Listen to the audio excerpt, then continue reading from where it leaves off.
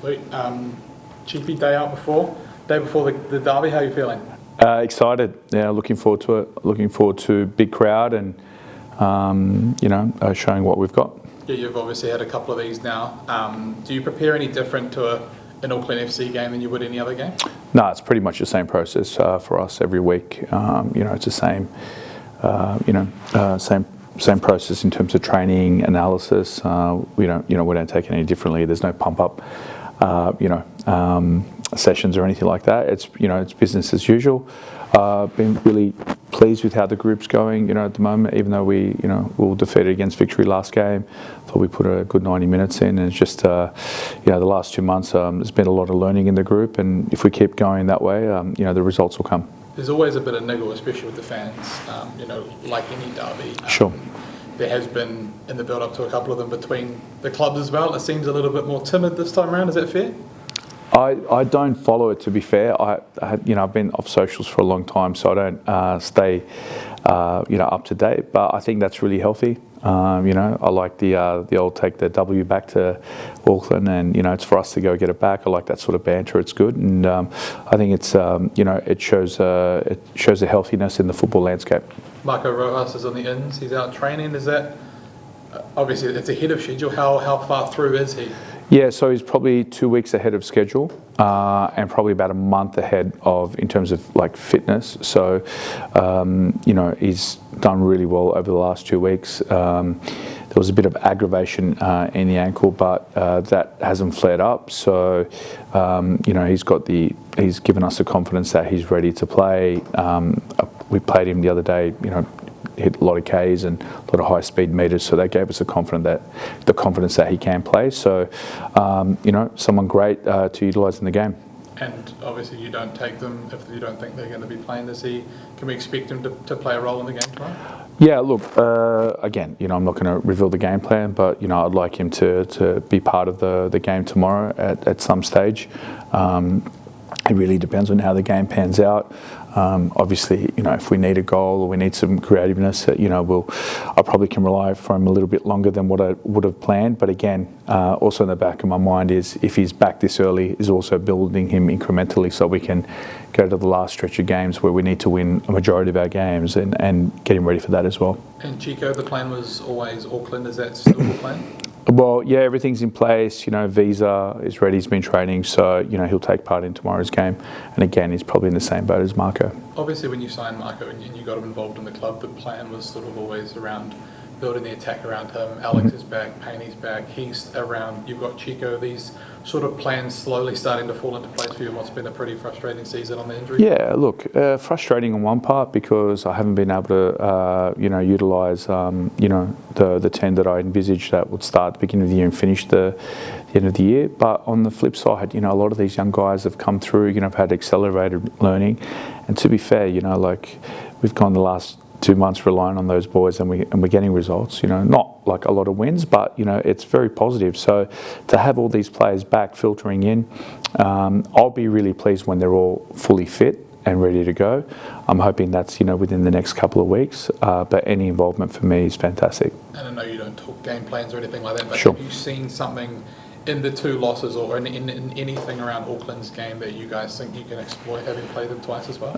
I think defensively they're very good and they're top of the table for a reason. I think, without going into it, like last year we were the best defence in the league and, it was no coincidence that we're in the top 2.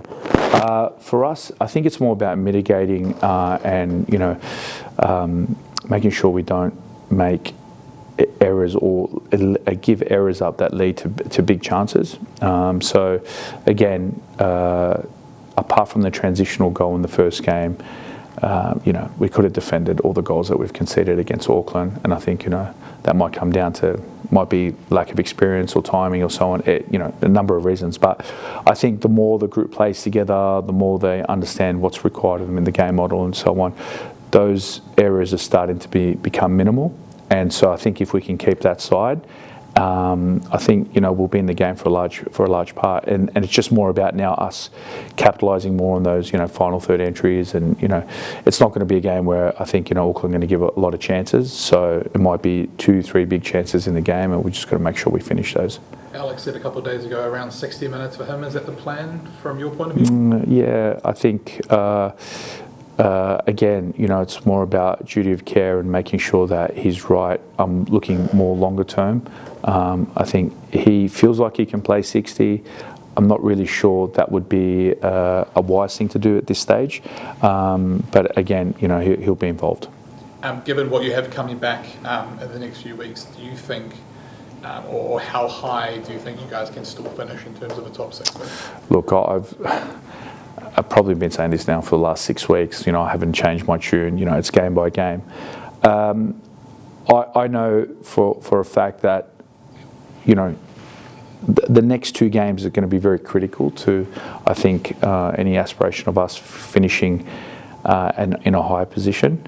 But again, I don't put that pressure on the players. The players put their own pressure on themselves. It's more about focusing on the moment. But I think that the team is capable, when we're firing at full strength, that we could put a run of games together still. I have that hope, and I still think that if we can do that and get the momentum behind us like anything, then we're going to be very dangerous. 6 points from the next 2 or 4? I'll be happy with 6, yeah. I'll be happy with 6. Even 4 is nice.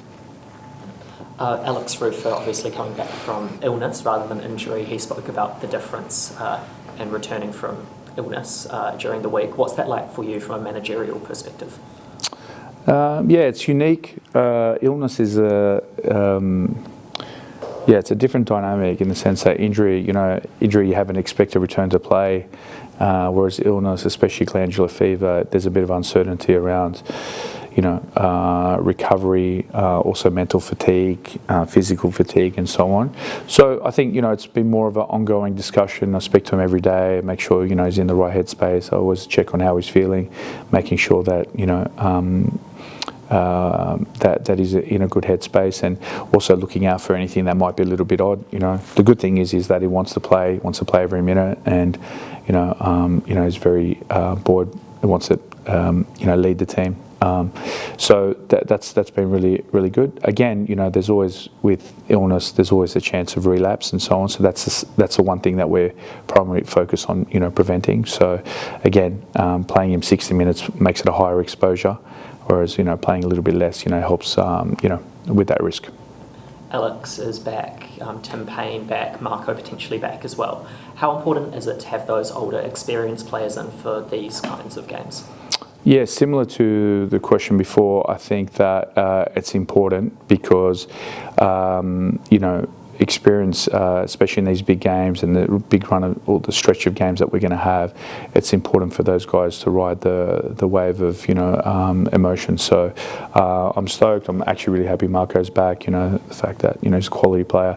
I'm happy now we've got Chico as well. That's going to give more service to Costa up top and bring Payne, Big Cass, Corbs into the game as well. So yeah, really happy. A couple of questions from Andrew Vorman as well. Sure.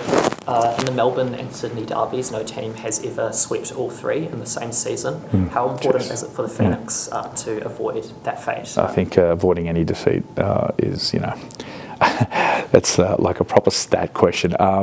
Yeah, look, we're not going there thinking about that at all. It's about, the full 90 minutes, whether it's Auckland or Mariners or Brisbane, it's the same mentality. And can you tell us about the origins of the up and under kick-off that we've seen in the last couple of games? You probably have to ask my assistant, Geordie Manning, about that. I think it's inspired by the EPL. He watches too much of the EPL. So, it's actually some good chance creation made from that. So, it's pretty effective. Are you concerned at all that with the last one against Victory, that there were with the blockers in there, that VAR could decide to intervene if you did score from it? Well, it's a technical question, man. Look, I haven't put too much thought into that. VAR misses quite a bit, so I'm not too phased. Well, I tell you what, when we score and they pull it up, then you can ask me that question. Yeah. Just last couple on Auckland. Sure. Sold out once again. What's What's the vibe up there as a travelling team going to a Kiwi derby? Is something quite unique. What is the vibe? Sorry, mate. I'm just laughing at that question. It just got me. Yeah, all right. Yeah, no, great. I think it's. I've said this a long time ago when we started the season. It's healthy for New Zealand football. I think any club is built on great rivalry. You look at all the big, super classicals. Like I'm a Sampdoria fan. Sampdoria Genova is one of the biggest derbies in the world. The atmosphere is great. You need animosity. You need some sort of like talking point. You need big moments. I think the first derby was like that. It set up a real good vibe for that second one. There was some comments made prior that got clickbaited and so on, and made the event more, and that's great. It's good for the game. It means more people are watching, and there's more kids that are going to participate now, want to be part of that in the long term. So no, it's good, and I like the hostile crowd. I love if they were like booing for 90 minutes. That'd be great. I love that. And what's the relationship with like Steve? You and Steve, do you guys message before the games? No, there's no more coffees. No, it's the same, mate. There's no hard feelings between us.